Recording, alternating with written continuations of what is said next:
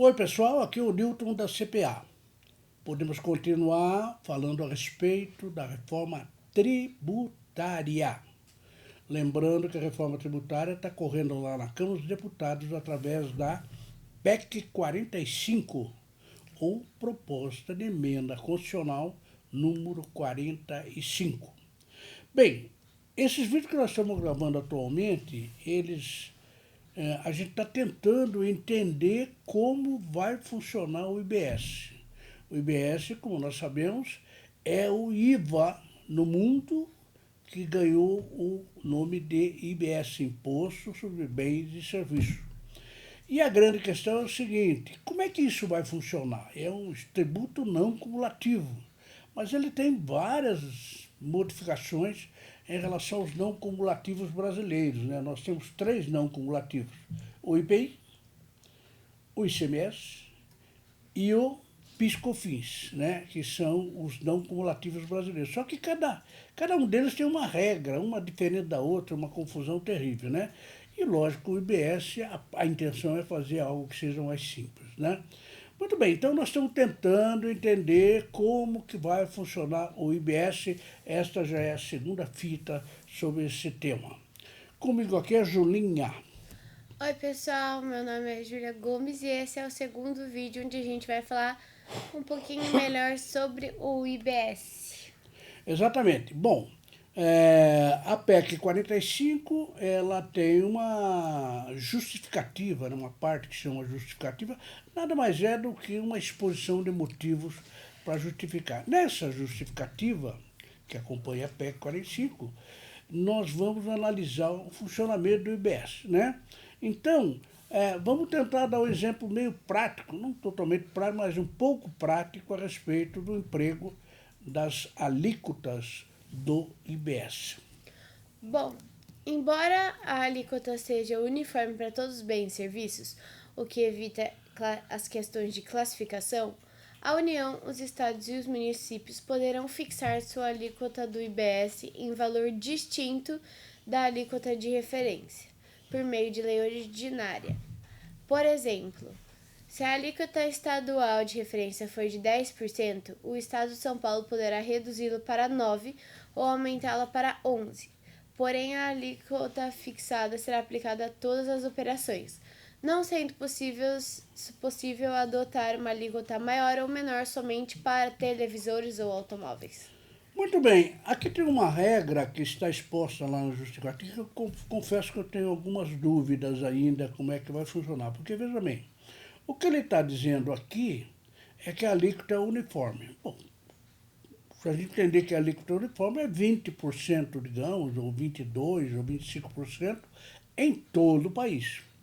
Muito bem, mas daí ele diz, a justificativa, que a União, os estados e os municípios, os entes tributados, eles poderão fixar a sua alíquota num valor distinto da alíquota da referência. Então, se imaginar, não, a alíquota de referência é 20%, né? E o 20% ele é composto assim, só que cada ente tributário pode fixar a sua alíquota. Ora, então, isso como é que fica o 20%, né? Aí a própria justificativa dá um exemplo. Vamos lá, a referência é de 10%, né, para os estados. Aí vem o estado de São Paulo e fala, não, eu vou reduzir para 9%, ou vou aumentar para 11%. Ora, então, ele diz, a alíquota fixada se aplicará a todas as operações. Se ele falar é 9, é todas as operações, né? Então, você não pode distinguir entre televisão, automóvel, mesa, cadeira, computador, não. Tudo será aquilo que o Estado de São Paulo resolver. Ok. Vamos na sequência. Como cada ente federativo terá sua alíquota, a alíquota final do IBS será formada pela soma das alíquotas federal, estadual e municipal. Se, por exemplo, a alíquota federal do IBS for 7%, a alíquota do Estado de São Paulo for 11% e a alíquota do município de Campinas for 2%, as vendas em Campinas e para Campinas sofrerão a incidência do IBS a alíquota de 20%. Veja, então, essa é a minha. Eu estou um pouco em dúvida a respeito disso e vamos ver se a gente consegue. Ele está dizendo aqui o seguinte: imagine que a alíquota federal do IBS seja de 7%. Bom, então, em todo o país a alíquota federal é de 7%. A alíquota do Estado de São Paulo, imaginando que ela fosse 11%. E a alíquota do município de Campinas, que poderia ser Sorocaba ou São Roque, Itapetininga, mas a alíquota de Campinas é de 2%. Olha, então se nós somarmos 7 da alíquota federal, 11 da alíquota estadual, mais 2 da alíquota municipal, a soma total dá 20%. Né? Então ele está dando exemplo aqui dizendo, olha, se uma empresa de Campinas, se ela vender para outra empresa de Campinas, qual a incidência? 20%. Por quê? Porque 7 é da federal, 11 é do estado de São Paulo e 2 é da cidade de Campinas. A pergunta que eu faria, então, é 20%. Né? A pergunta que eu faria é o seguinte, e se lá em Campinas não fosse 2, mas fosse 1%? Né? Então, é um pouco, porque daí fica a pergunta, daí não é mais uniforme, então não é 20% no país todo, né? Até porque nós temos 5.600 municípios, né?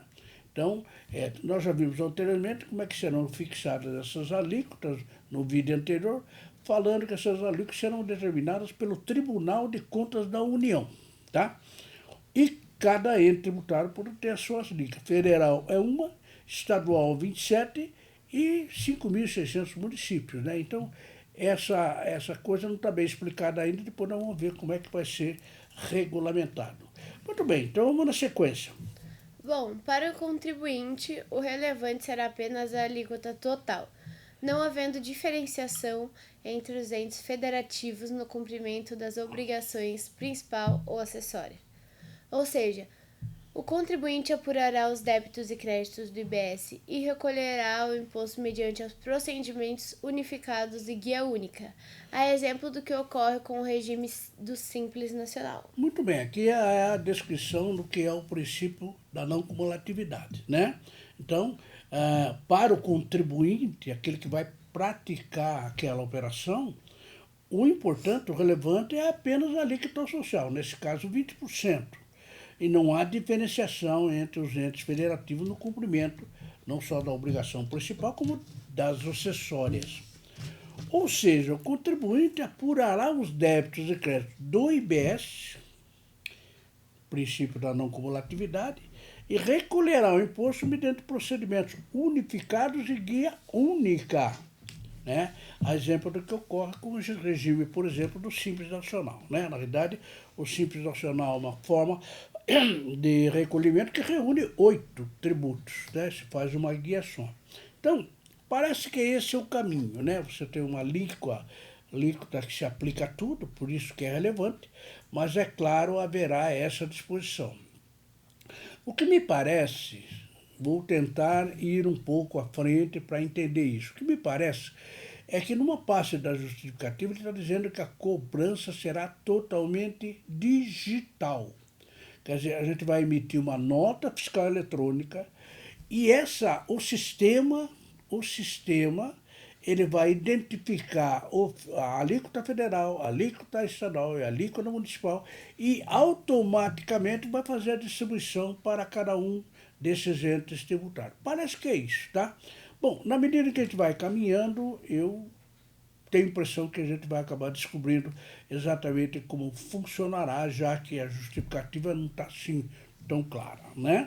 Então, no próximo vídeo, a gente dará mais um passo rumo ao entendimento. Não é mesmo, Júlia? Isso aí, pessoal. E para finalizar esse vídeo, gostaria de lembrar vocês o site da CPA é netcpa.com.br, o telefone da CPA com o DDD 15 é 3219-4822.